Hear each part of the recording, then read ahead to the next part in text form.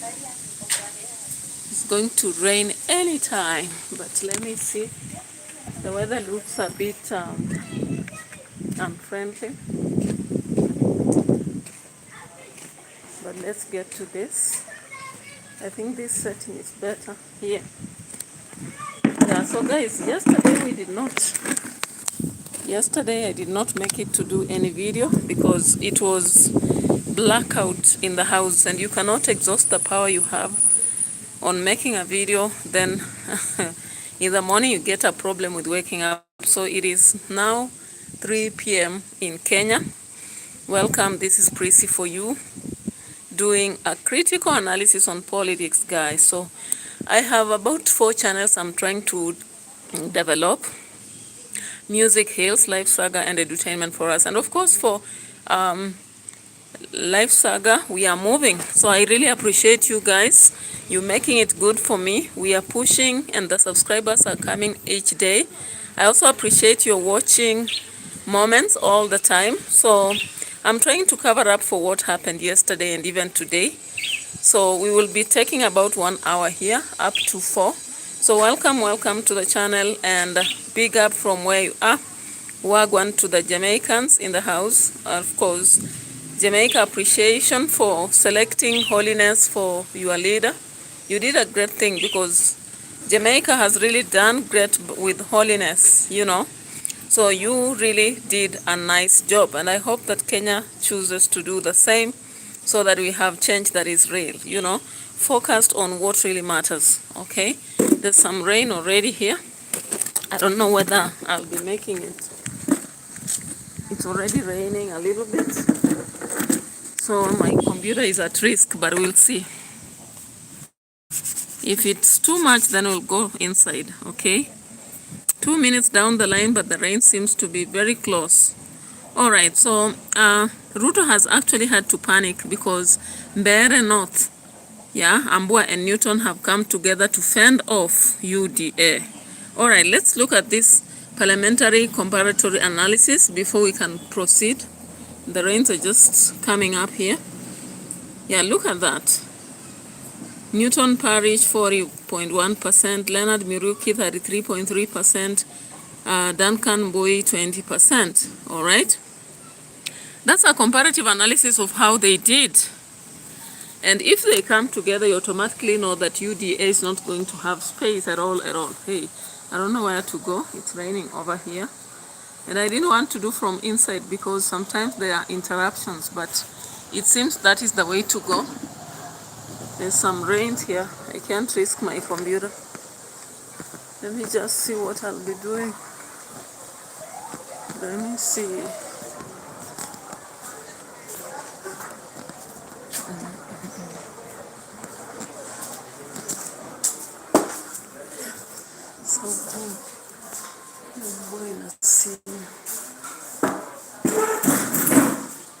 The rains have insisted.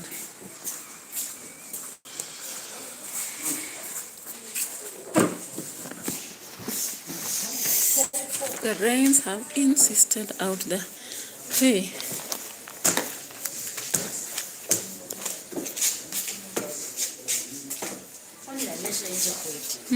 It's drizzling, so come on, like a computer and phone you can't use out there. Yeah, so guys, let's go on. I'm hoping that we'll make it for the 40 or more minutes. Yeah, so guys, Mbui and Newton have decided to come together to fend off UDA in the politics. And you know what that means for RUTO? Of course, if UDA is worked against in Mbeere, it automatically means that Murima will not be working for him at all. Let's listen to this. Let's get to listen to this and see. Na kivoi nitasimama na yeye mpaka amalize na afike mpaka kule mwisho, regardless of anything, kwa sababu huyo ni mtu ambaye nimeona ndiye anaweza saidia Mbeere North. Hao wengine wanangoja wakamatwe wasaidike, lakini huyo amekuwa akijituma yeye mwenyewe. Na mimi hiyo ndio the politics ile tunahitaji sasa hivi. Siasa ambayo ni wewe kutoka kwa roho yako ndio unataka kuhudumia watu. Lakini nitasema Mimi nimetengeneza siasa yangu kwa kusimama na haki ya mwananchi na kusimama na haki ya kila mtu. Wakati niliona serikali watu na my finance bill, mimi nilisema no. Wakati walianza kudhulumu watu kwa maneno ya abductions, nilisema no. Na mimi nataka kusema chama yetu ya DCP wasijaribu kunyima mtu ambaye amewasaidia sana na percent approval rating. All right, so through approvals, of course, you know very well that Newton was approved, and with 40.1%, as well as Duncan Boy with 20%. If that comes together, it comes to 60%, meaning that will be a win for them, and it will be fending off UDA. So this causes a panic automatically to the president, given that Mbere is one of the parts that is targeted in the forthcoming elections. Now let's get to another thing. As Kenyans refuse to buy infrastructure bonds, and again that's another slap on the leader. Okay, so let's check some statistics here and see what's happening. The commercial break over here. I'm doing the work. I'm doing everything.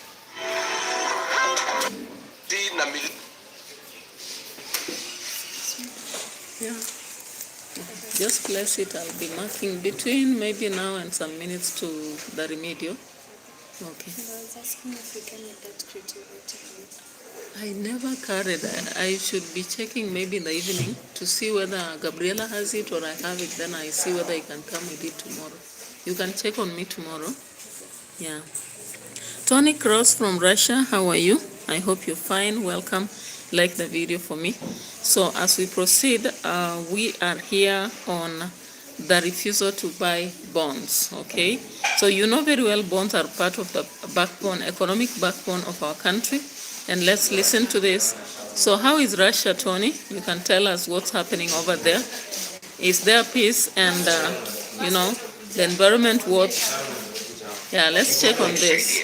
Na huyu deputy wangu kijana anaitwa Malala. Kijana hivi ananisaidia sana na ni kijana mzuri. Lakini niliona alikuwa na wasiwasi ati imewekwa mzee inatakikana vijana tupu. Hapana, pale secretariat yetu tuko na majenzi na military wanasukuma kazi hapo kwa secretariat. Na wanapanga kazi nzuri sana. Na tuko na imani na vijana, majenzi na mabilinio. Lakini lazima tutafute mtu mmoja iko na experience ya kuwaguide na kuwatao. Ziko namna hiyo. Kuje kwa hiyo secretariat asimamie hao vijana. Yeah, so guys, beforehand, some people, especially Malala was so worried about the appointment of Kitui as their spokesperson. But if you listened to Kitui on Saturday, you saw how he actually stood for the party's idea. The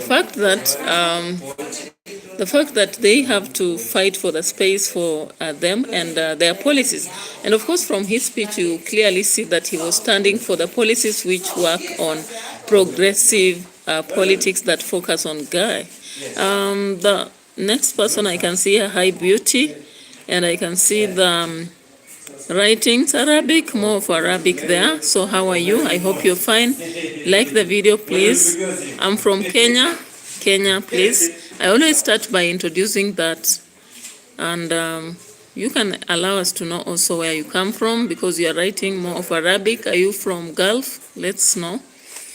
Yeah, so of course Gachagua came out to clarify to Malala. Malala was so worried, and that was clearly a crack in the opposition. The fact that Malala thought different from what Gachagua thought. Now Gachagua had to come out and indicate that he did not pick Kitui just as by himself, but his party is going to allow every other age and every other different people for diversity. That is one of the things we really support, but we hope that they are not going to be a party that will be, fighting for themselves, a dictatorial one like ODM. ODM has always been dictatorial. And that's why people keep saying that if turns right, they turn right. They turn left. They are not even ashamed to say such a thing in a whole country with democracy. How do you say such a thing, that one person dominates and rules and dictates on how people turn and whether they have to eat or not, whether they have to starve or not? Those are indeed politics that Malala was trying to argue against. You're asking a very funny question, though, not related to the content. Okay, not related to the content. I always admit that people can ask maybe that aside, or I don't know, because now in my language. Okay, so let's proceed with the discussion over here. Dawida Jigna, hi. You can let us know from which country are you. Of course, you realize that CBK had to raise the 2 billion out of 20 billion target for 30-year bond sell flops. And that communicates clearly that people have decided not to purchase the bonds, infrastructure bonds. And as I said, bonds are part of the economic, backbone of the country. Why this? We should be checking on some of the comments. Let's see. Hiyo mmekataa na vile mlioversatile infrastructure bond. There are two reasons why this might be possible. Number one, the Kenya 15.5 years with a coupon rate of 12%. Ukitoa tax, hapo hakuna pesa unatengeneza. Remember there is tax, there is inflation, hapo hakuna pesa. Secondly, the stocks are doing very, very well, and therefore most investors are shifting their focus into buying stocks. And stocks are doing very, very well. You need to check with Nairobi Security Exchange and find out which stock you need to acquire right. All right, guys. So matters business, people go into what can really bring profit. And currently in the Kenyan system, if you're investing, you have to look at what will bring profit, not just an investment because it was there. And some people are moving away from the old, kind of investments, especially bonds. It was something that people are really going into it. However, the raising of taxes on them really brought a lot of problems. If you've checked on the former budgets and discussions, you realize that bonds were raised in terms of the tax. Now, as he's just said, it's true that the bonds are not doing as good as stocks. Yeah. So if you go to securities, people prefer going into stocks instead of going to bonds. And so the bonds, can you imagine if the country expected a bond to get that is 20 billion out of bonds, and what they have only got in the financial year is 2 billion. That's a flaw for the country, because people are looking in what to invest and pluck out. You can't just put your money in a trench or a grave. You have to put your money where you will get a profit, all right? Yeah, so that's exactly what's happening, and you understand all this. Now, back to a different story. You remember Didi Nyoro had to come out and reveal us information about some things that were happening in government, right? And automatically, when you hit back, then they hit back on you. That is it. So it has happened that Nyoro has, we have the president who panicked, that is RUTO, and he had to order the investigation of Didi Nyoro. NSC had to investigate. Let's see what David Wafula has to say about this. I normally like referring to him, so let's be checking on that before we come to Gachagua and Kalonzo Musyoka on Mandera County. All right, so here we are on this economics masterclass that exposed how RUTO has brought this country to its knees through his endless appetite of borrowing funds left, right, center. And in this video, I want to walk you through Ndidi's expose, and with no further ado, let's get after it. Number one, Didi Nyoro claims that every major development you see in Kenya today is as a result of Kasongo's illegal internal borrowing. And mind you, it comes with stupid interest rates that make Mogo finance and other murky lenders look like saints. Just listening to this. Everything you see with your eyes happening in Kenya now, in terms of development, what you can see, for example, the expansion of this Keno Marwa Road is not even part of the 12 trillion borrowed.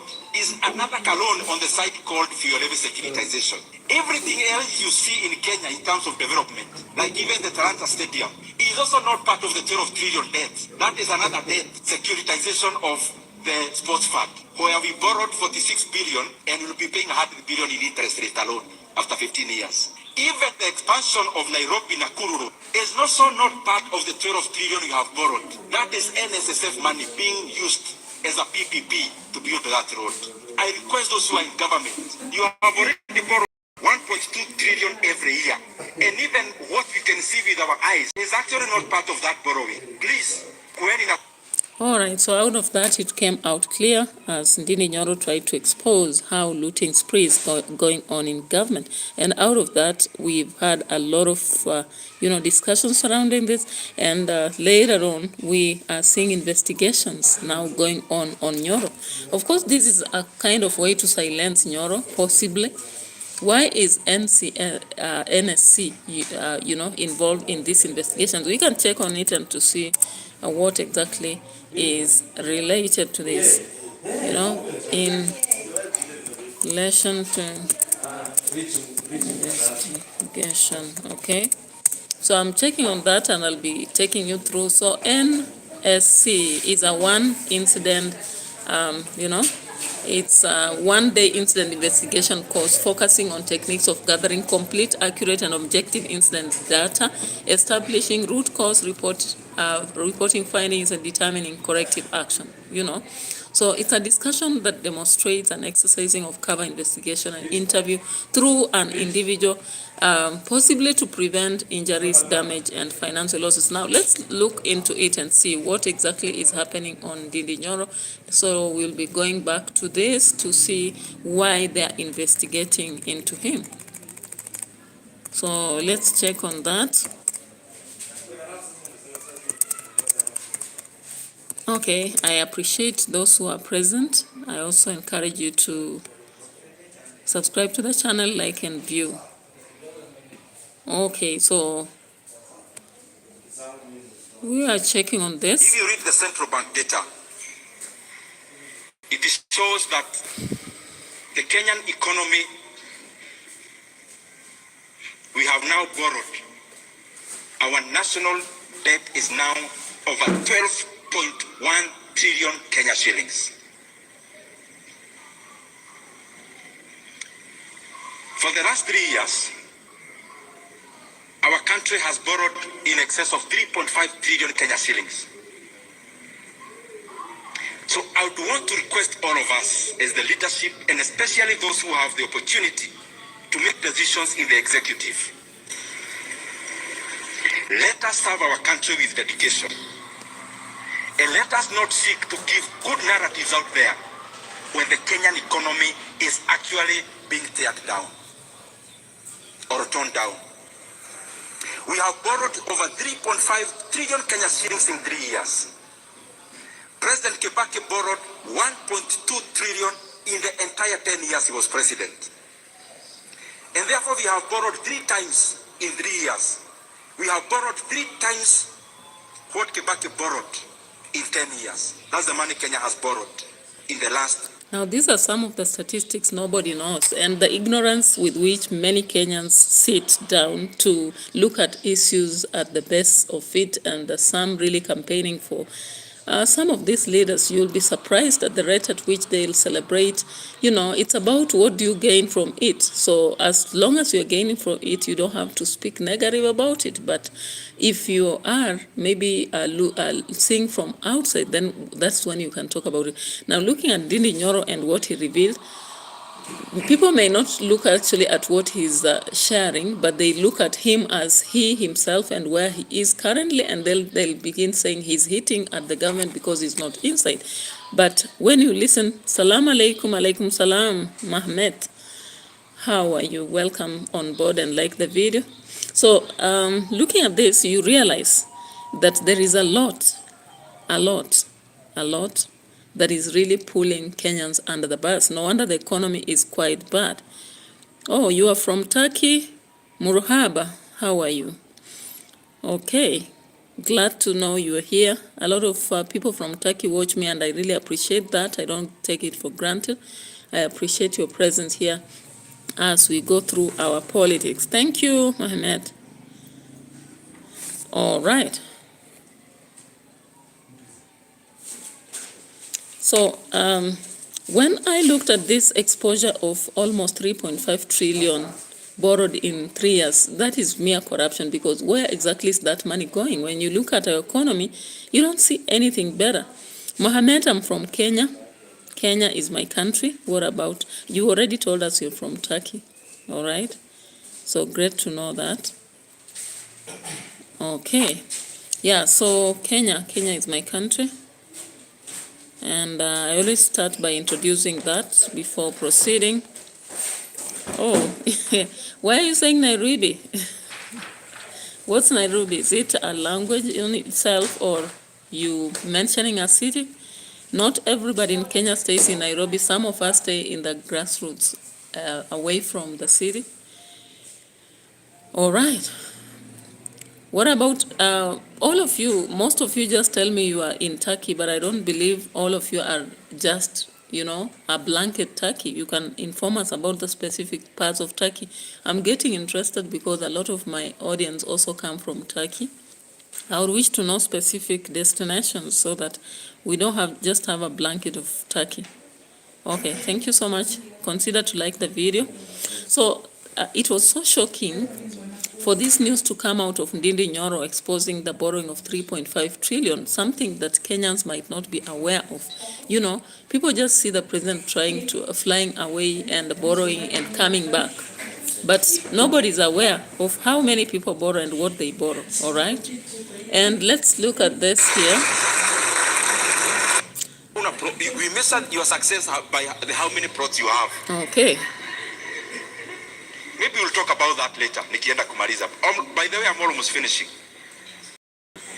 Now, allow me now these minutes, because I can see here, next time, this one here, this is the lead sponsor. We would want in the next few years to come, the owner of this lead sponsor will be from this hall.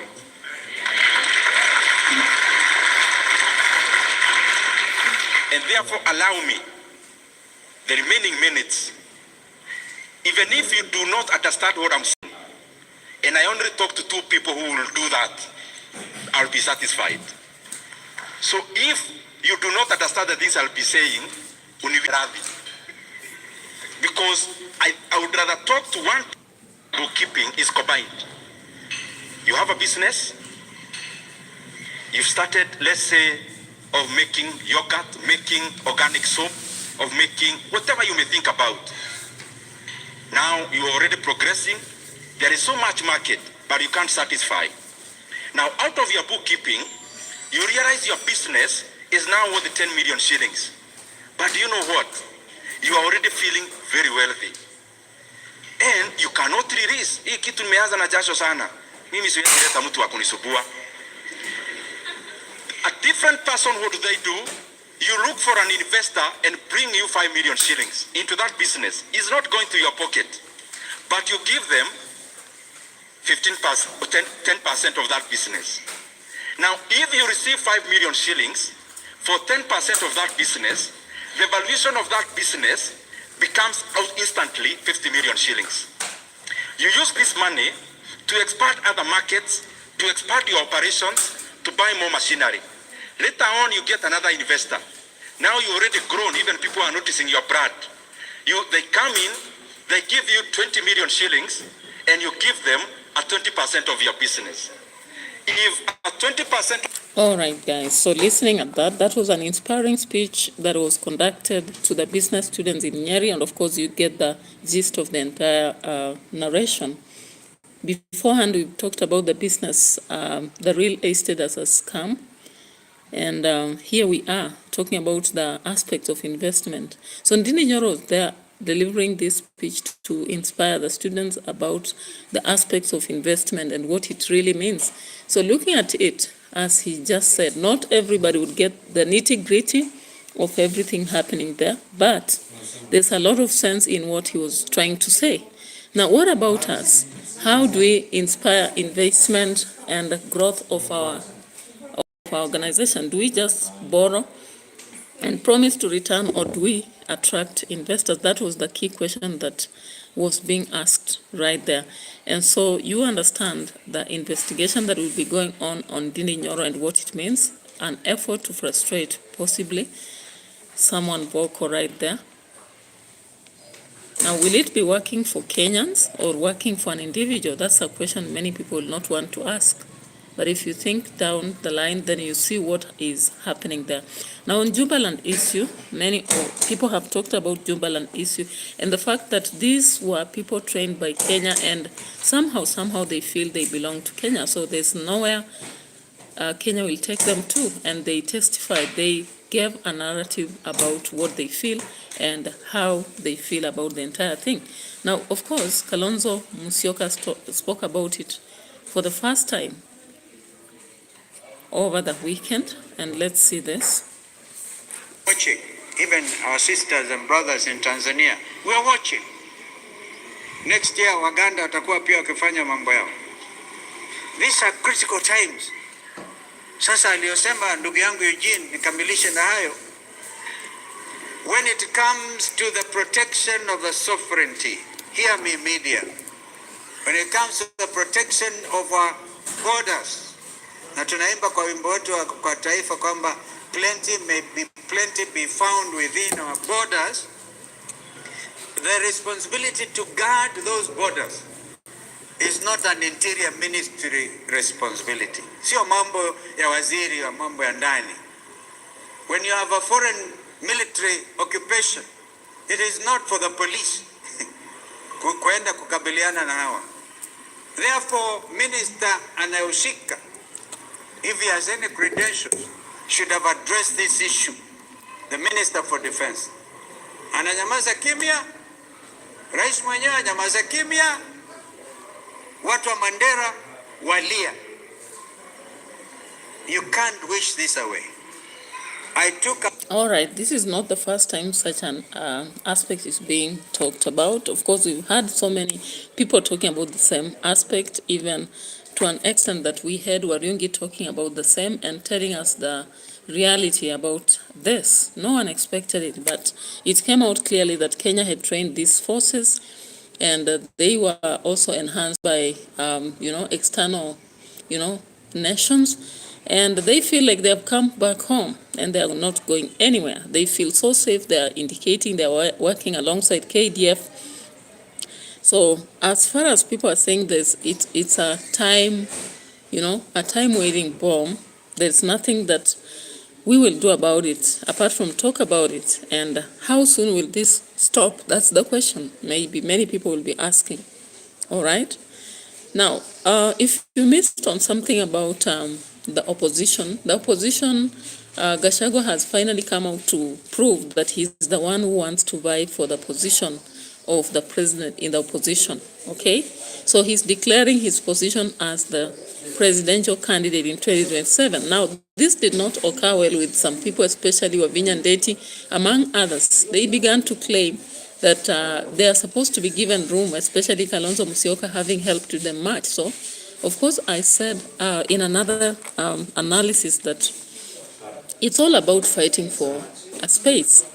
And when you look at the opposition, every individual has come out strongly to defend their position. Matiang'i has been there to tell the people to vote for him. You come to Maraga, he has been saying the same. You come to Kalonzo Musyoka, he's been saying he's not going to give anyone space, and Gachagua the same. So what happens? Is this a division that is coming soon to shame the opposition? Let's look at this.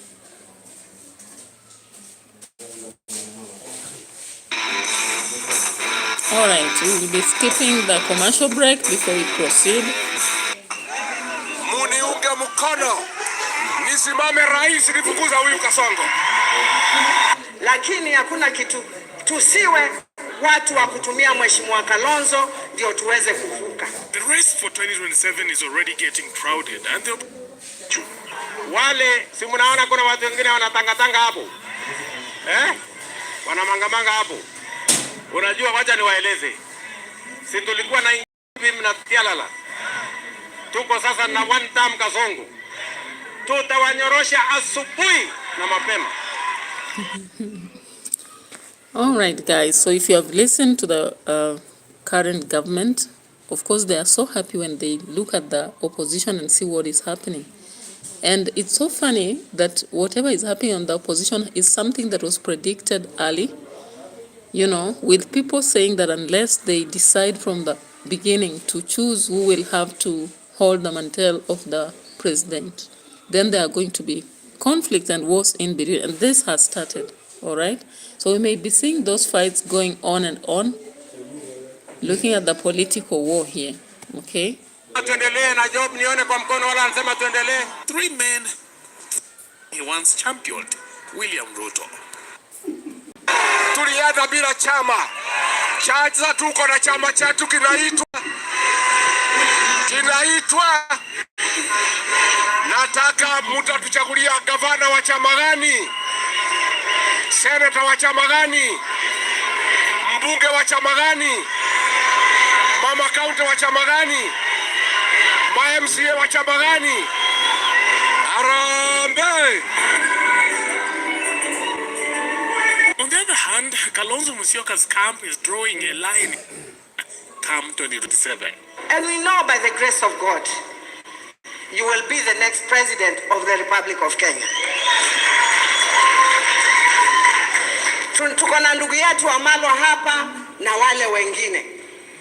Mheshimiwa Kalonzo, hatujakuja kufanya siasa hapa, lakini hakuna kitu, tusiwe watu wa kutumia Mheshimiwa Kalonzo ndio tuweze kuvuka. Tunaelewana? Maneno ya kutumia party leader imeisha. Okay, so Sindwele Sipite had to come up and indicate clearly that Kalonzo Musyoka cannot be used anymore. So what is the feeling maybe among the rest of the candidates who have declared themselves? We saw Mother Karua, we've seen, we saw also the hand of Natembea, we saw some other individuals coming up. So what is their stand currently? And this is the main problem that we meet in Kenya in the politics, especially the opposition. People coming with interests and pushing each other until they tear down even before the election. So what is the question on Kalonzo Gachagua Matiang'i? Now, Ndura Wariungi had some information he gave before. Let's just check on what he said as we watch also Matiang'i, because Matiang'i is also defending himself. What exactly is he saying? We'll tell you stories in place of work, and we will not come to you and begin to lie and pretend about things, Listen very carefully. There must be linguists in this audience. The question now hangs heavy. In a battle of survival, betrayal, and ambition, who among Kalonzo, Gachagua, and Matiang'i truly decide?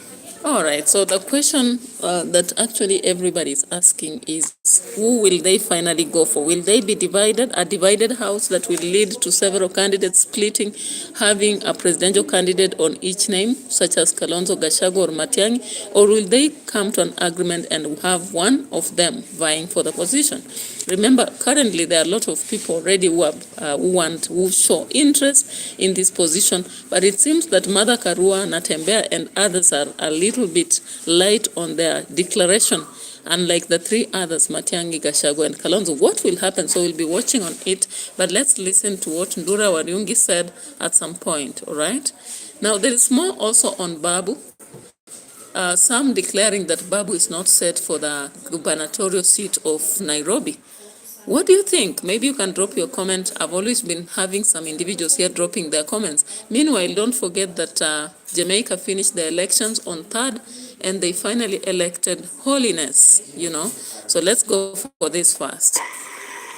The possible, according to what I see, the person that will be like an admiration, because Gen Z will play a big role.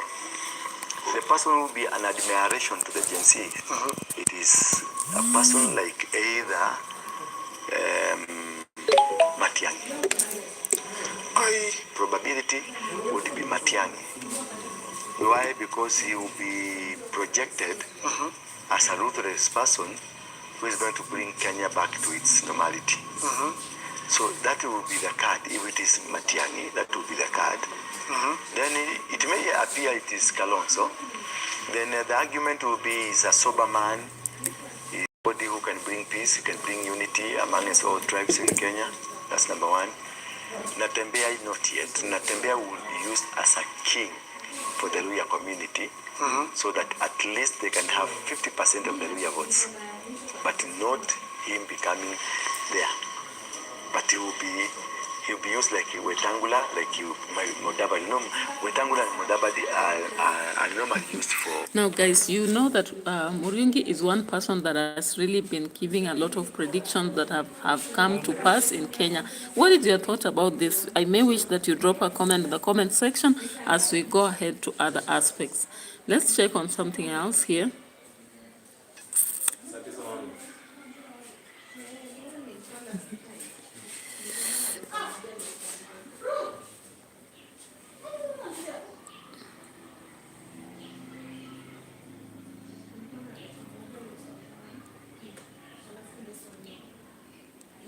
Nairobi is on fire again.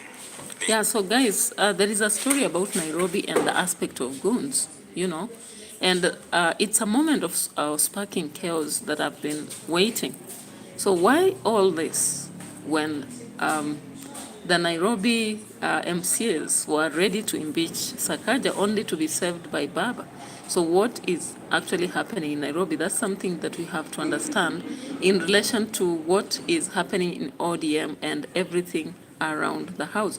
Now remember, some people feel that Babu Owino is not ready for Nairobi, the gubernatorial seat, because there are those who argue that he does not understand the politics of Nairobi. Now, when you look at the interview that was conducted on Kamena FM, do you really think that Babu was not ready for this aspect of Nairobi elections and all that, when he has been in Nairobi University all along and he has been winning all along, and he has also made it in Embakasi several times?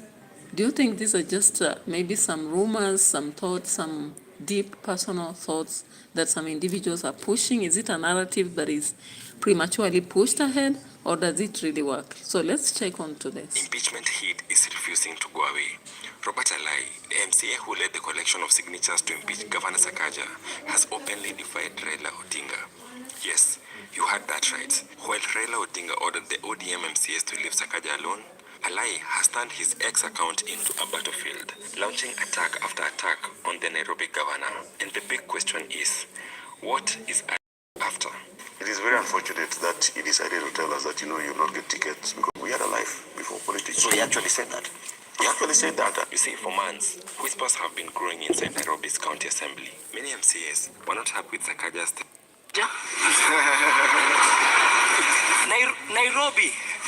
Nairobi. Careful. Ahmad Cooking, welcome today. Thank you so much for your presence. You can remember to like the video as we proceed into this discussion. Now to Jamaica, after the election process went down on 3rd of this month, what do we have in the house? Wagwan. Let's check on this. And of course, Holiness had to celebrate big time, and everything was irate right on the streets of Jamaica, with flags running up and down, green all over the streets, and everything was wow, So let's just check on Jamaica and see what's happening in the house. Now, Karen also had to vie for St. Elizabeth position, and we can check on what's cooking in the house.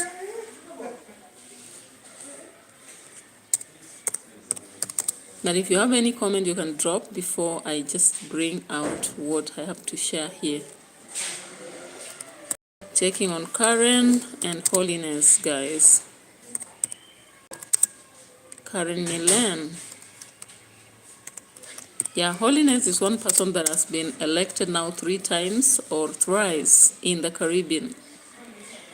Even though some people thought that he was planted by America, but looking on the ground, of course, you realize that Holiness has done a lot of things for Jamaica, including enhancing the housing, doing policing, bringing new policies that really reward the people. And I think one thing that really inspired the Jamaicans to vote him back and reject Golding, all right? So on Wednesday, after the elections, Holiness had to stand up and celebrate with a lot of people with the Labour Party winning 34 seats, while PNP had to secure 29 seats, all right? So, of course, Holiness, during the campaigns, he had promised to lower the income tax rate from 25% to 15%. I hope he's not playing the politics of Kenya, because in Kenya we were promised the lowering of tax, and after the the Kenya Kwanza got into the office, they raised taxes instead of reducing. So I hope, Holiness, you will be fair to your people and reduce the taxes from 25% to 15%, and that will be so great for Jamaicans. Everybody will be wishing to be in Jamaica and run business, work there and all that. So the Jamaican people, I hope that indeed Holiness will have to observe what he said. And of course, many voters were given credit, for bringing down homicide. Of course, I checked on the rates, and the murder rates were falling to the lowest in 25 years. I think I shared that. Now, looking at the other aspect is unemployment had gone down by the rate of 3.3%, I guess, since Holiness came to an office. And some of these reasons are why Holiness was picked. Now, Holiness also showed a high level of integrity. Remember, they tried to push him down and question his income and assets and all that. They forced him to declare assets, but after declaration, everything came out clear as a sparkling spoon. Okay, so Holiness, of course, denied any wrongdoing, and after that, he indicated that PNP were just using a report as a distraction because he was going to vie for a position. Lucky enough, he was able to win the elections, and we hope that he's going to do what he promised the Jamaican people, as we saw him celebrating along on the streets, all right? So Jamaica has done what many nations don't do. They don't look at what the performance somebody is. They look at maybe how they benefit and all such aspects. And that is what gave the JLP a win. All right. So let's check whether Karen, there was Karen Minate. Let's look at that. All right.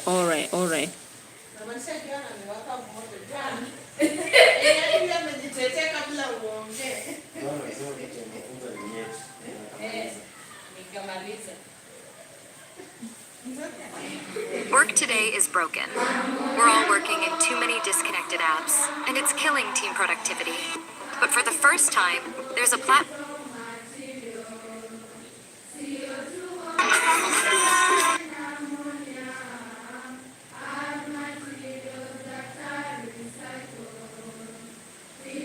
Good morning. It's early in the morning. Well, all right, guys, so you may drop a comment or a question in relation to what we are doing here, because I'm letting you have a chance to ask questions. And let's look at this as Ndindi Nyoro, back to Ndindi Nyoro, as he asks much about business, real estate business, and why he dismisses it, right? Buy a plot. Then after buying a plot, build flats. Guys, my brothers and sisters, big companies like the one I quoted, including Equity Bank, including their own headquarters, is listed. They don't own.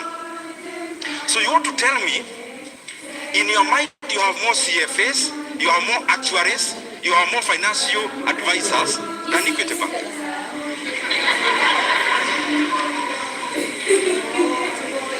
Old Mutual that bought even UAP here in Kenya. Old Mutual, you know it, is bigger in South Africa. Old Mutual, I saw in the Business Daily this week, they have put up for sale all their real estate assets in the entire East Africa. Wanasema, please come and buy. Hatutaki. Do you know, including that land market or building in Nairobi? Ile Christmas wanawekaka vitu hivi mataa mingi tunaona huko. Hata hiyo wanauza. You can go buy. Maybe it's around 5 billion. Now, this is a company that is already divesting from real estate. And I am saying that with all due respect with my brothers who are in that business. I'm now talking to the buyer, not the seller. other than the house that you live in, and other than the farm that you need, what is this plot you have in Kitegera, and the other one in Kamuru, and the other one in Kigajo, and the other one in Arumoro? Ni ya nini, ni ya kufanya nini?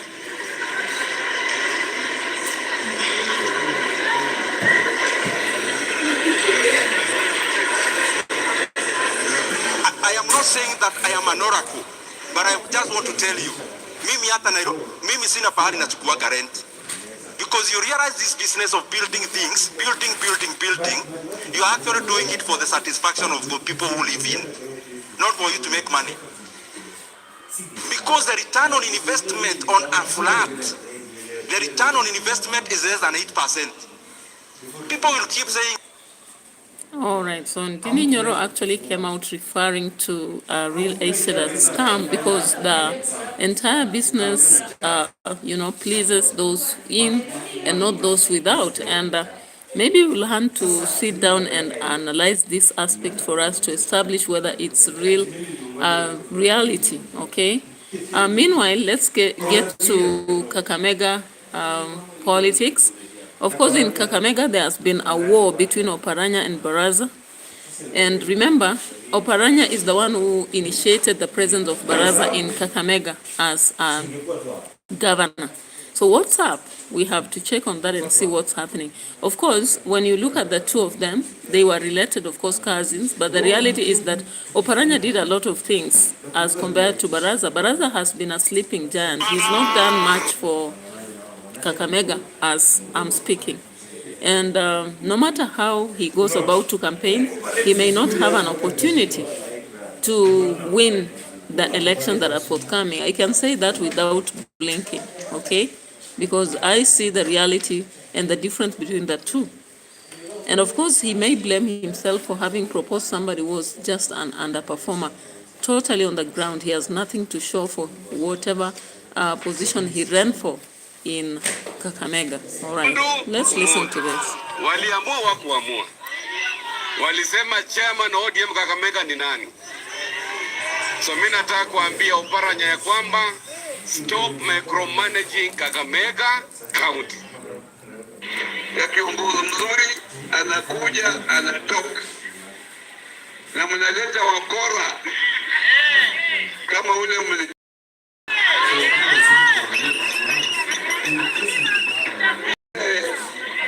unajana watu waliangalia nini?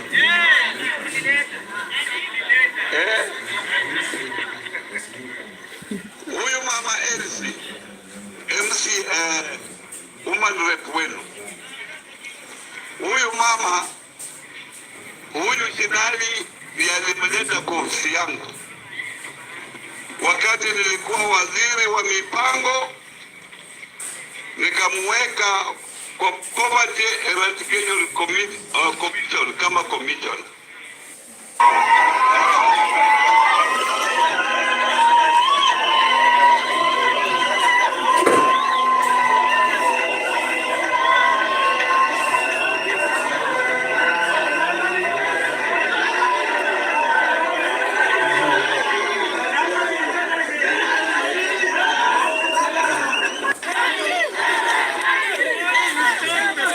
All right. So, of course, currently Kakamega has erupted as Baraza and Oparanya trade explosive blows, and it's quite surprising because the two of them, before then, Oparanya brought,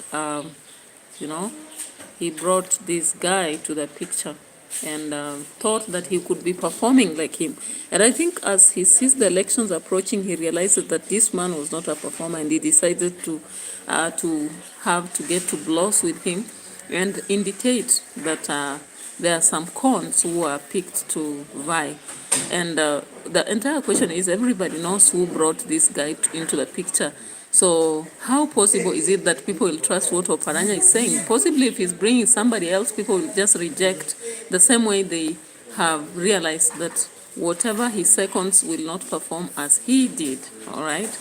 So today we've been able to go through the analysis of about 6 aspects in politics, and I hope that it has been a good moment. I was lucky there was no much noise, and even though outside there was rains, we were able to explore this. So let me prepare some stuff before I'll be getting to engage myself elsewhere.